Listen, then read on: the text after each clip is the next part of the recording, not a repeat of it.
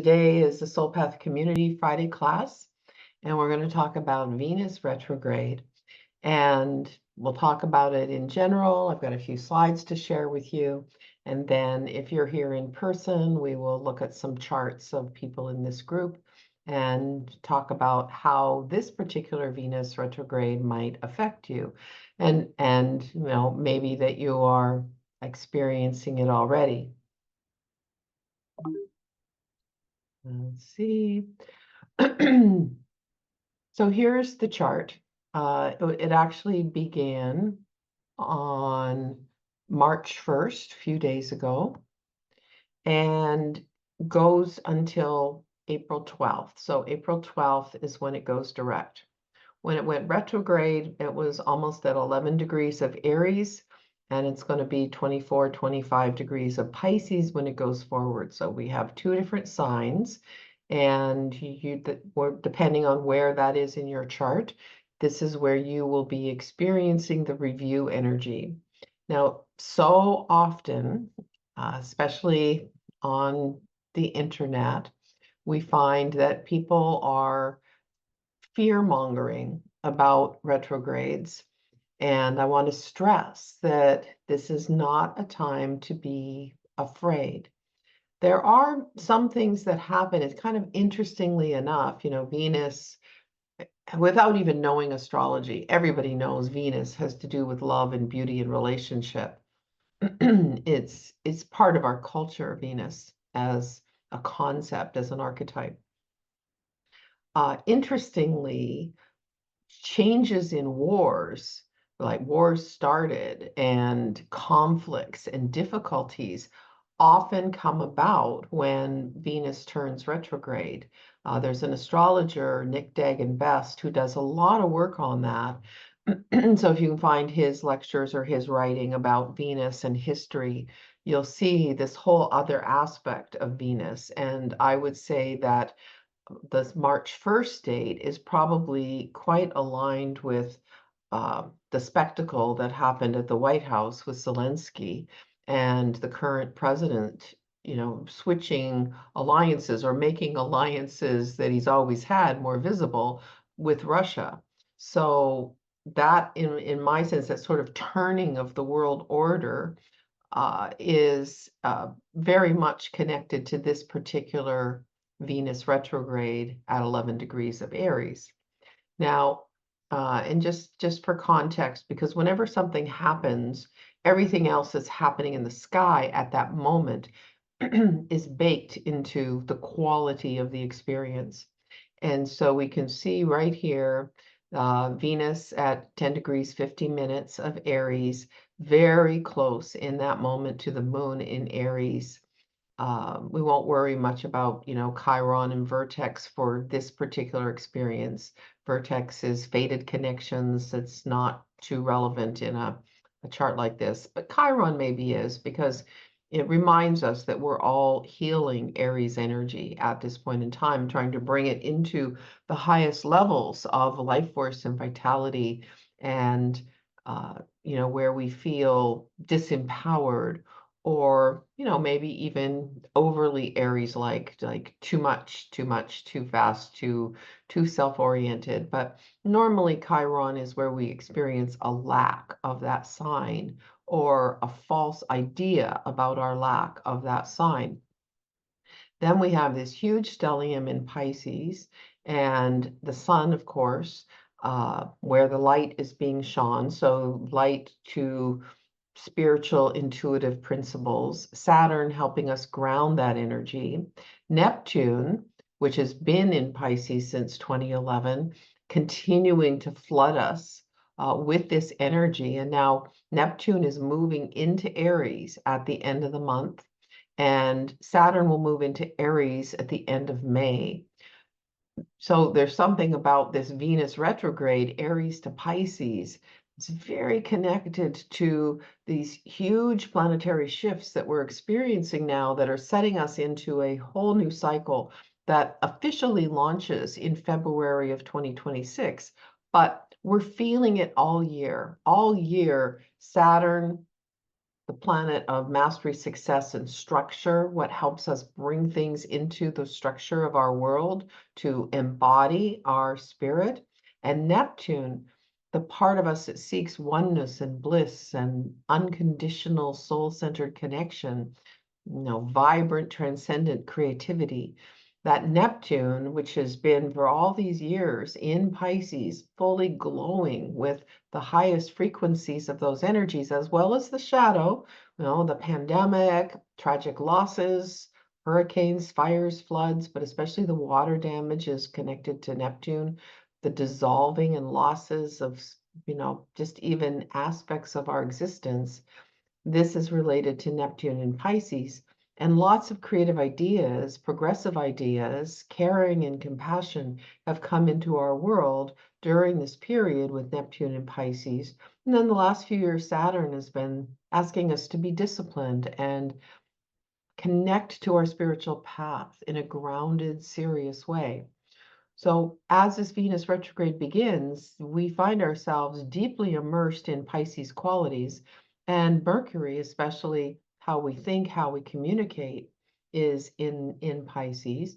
Whoa, come back. So the Venus will come all the way back to really where Saturn and the North Node are drawing us to higher expressions of Pisces. And I will add that Mars at 17 degrees Cancer, just coming out of its retrograde cycle, and Mars is the ruler of Aries. It's just barely starting to get going. It's been pretty much stationed all week long.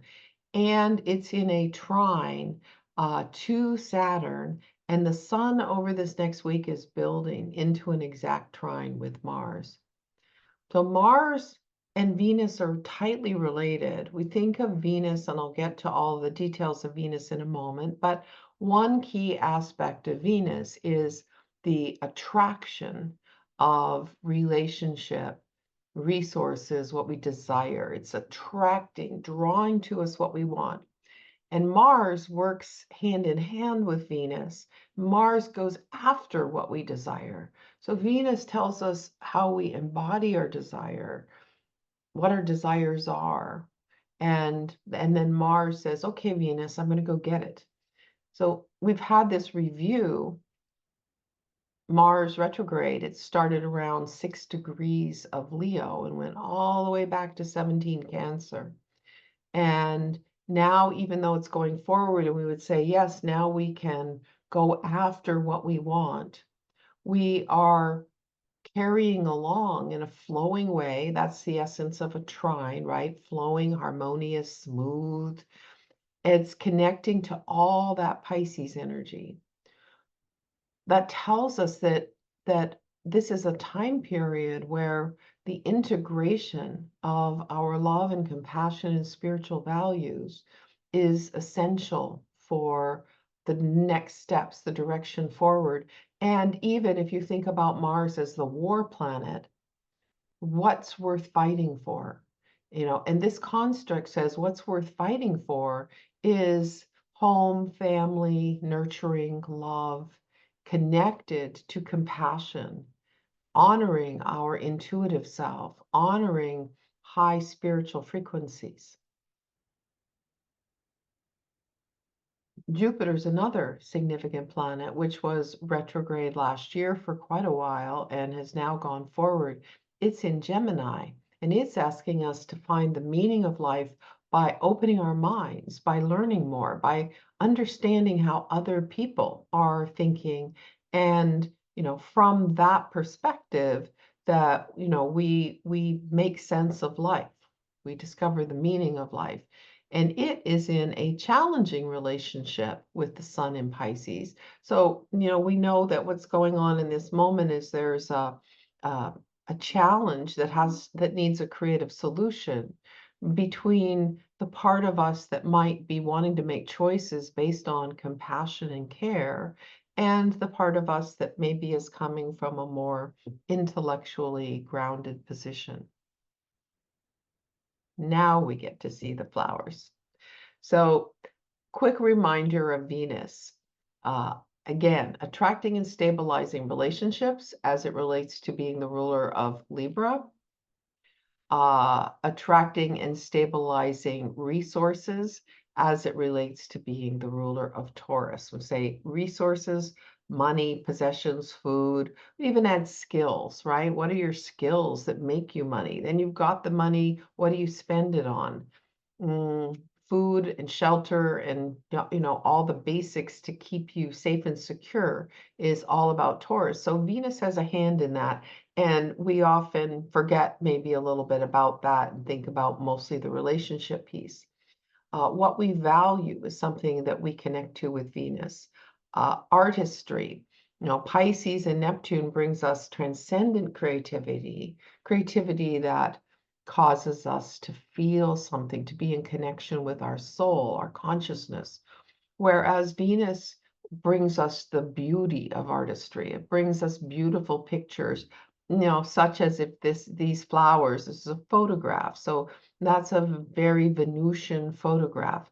If it was a painting like a Monet, this would be part of Venus. Beauty, the beauty of ourselves, the adornment, the desire nature, as I said. Aesthetics, the part of us that likes things to match or to be smooth and harmonious in ways that are pleasing to us. Venus is the part of us that seeks harmony.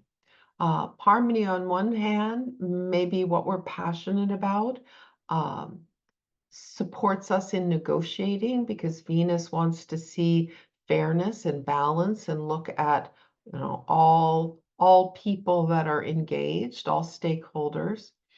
So these are all the qualities of Venus. And the shadow is usually considered to be greed and sloth and laziness. Too much of a good thing kind of can be the Venus challenges. So when we have a Venus retrograde, we turn around and we review.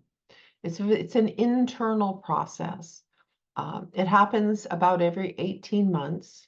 It lasts about 40 days. And while Venuses are going retrograde, I'm going to talk about the Venus star point in a moment. But Venus is going to a point and retrograding, and then going to another point and retrograding, and retrograde direct.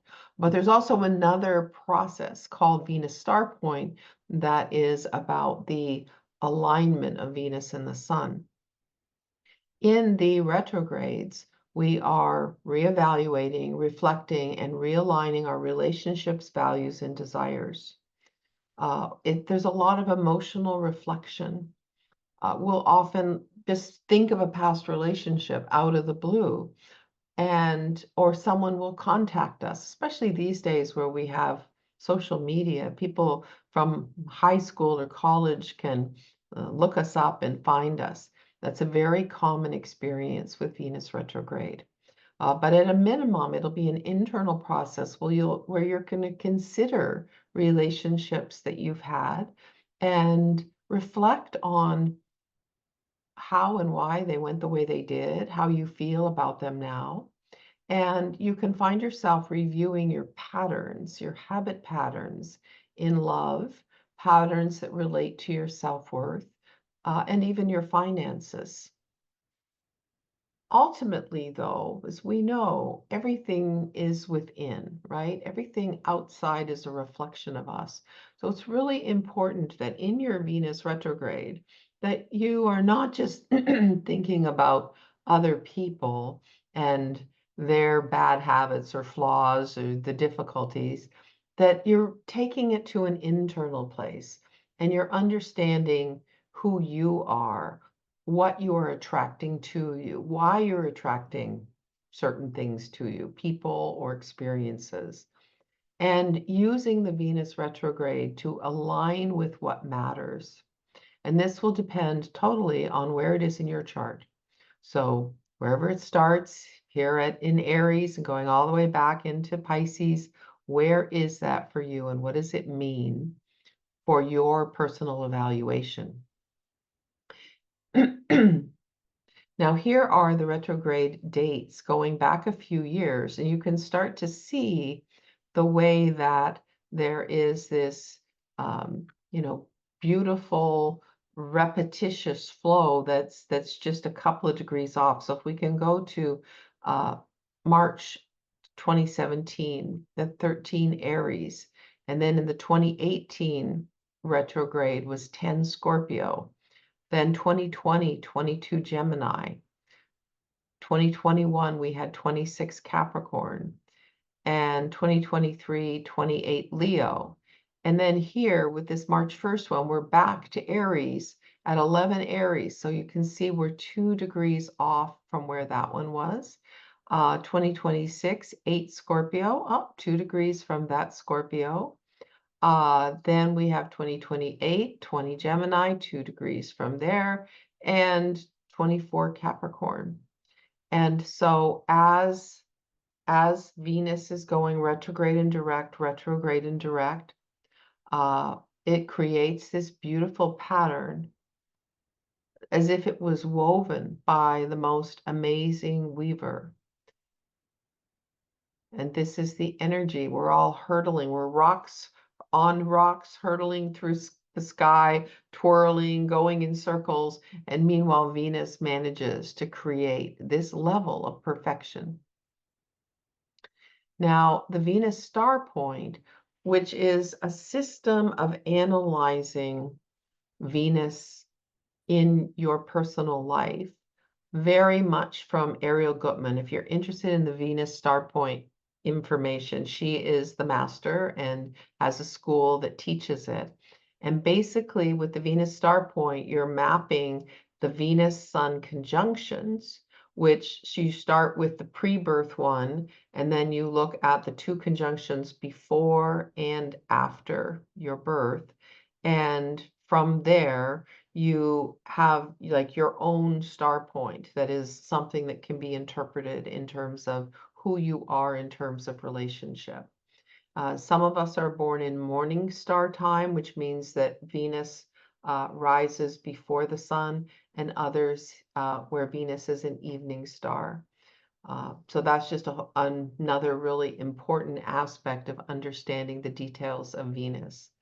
I understand a little bit about Venus star points from a couple of lectures that Ariel has given, but I've never, sadly, had the time to, jump in and really do the workshop. But I know that people who do it, and I've listened. I was on a panel once with Ariel where we had 4 different astrologers do a reading for the same person, and her Venus star point reading of the person was very accurate and very lovely.